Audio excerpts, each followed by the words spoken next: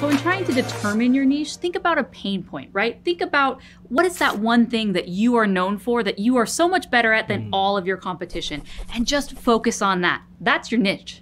There's a famous saying out there that says, you can't boil the ocean. And it's the same thing as a freelancer with your products. You can't serve everyone. So finding a niche is finding a specific subset of your customers or the products that you offer and just focusing on that. So you want to take a look at your skills and see what you're really good at. This should include some base knowledge and even some trends, things that are really popular in the market today.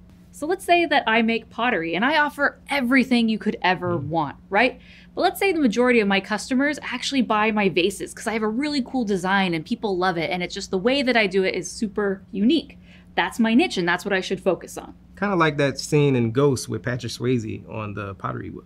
So let's say that I actually hate making those vases. That's going to be a big problem because I'm going to focus on a niche that I don't enjoy at all. So you need to take a look at what your audience wants, but also what you want to do and focus there. So not just about the money, you really need to enjoy what you're doing. So one thing that you can do when you're determining your niche is you can create a persona for who is your ideal customer.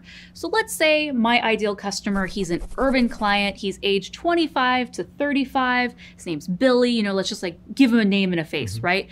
And so I can use this in any time that I'm developing a new product. I'm always relating it back to that customer that I am trying to serve, Billy. So now you're going to need content, and more content. But the content needs to be specific to that person that you're after. Billy.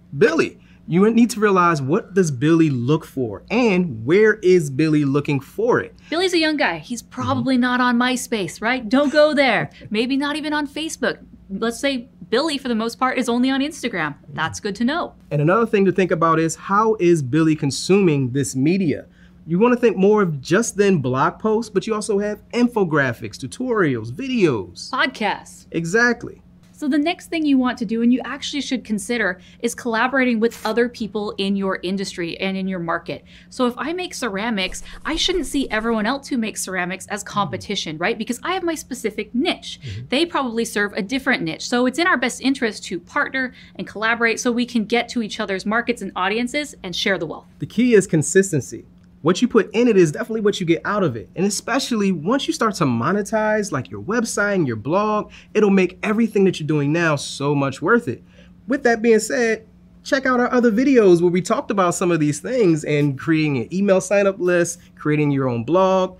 We got you covered. We would love to hear from you in the comments below some of your ideas of your business. Be sure to like, subscribe to this video, and hit that notification bell so you can be notified of our next video. And with that, until next time, this is The Journey.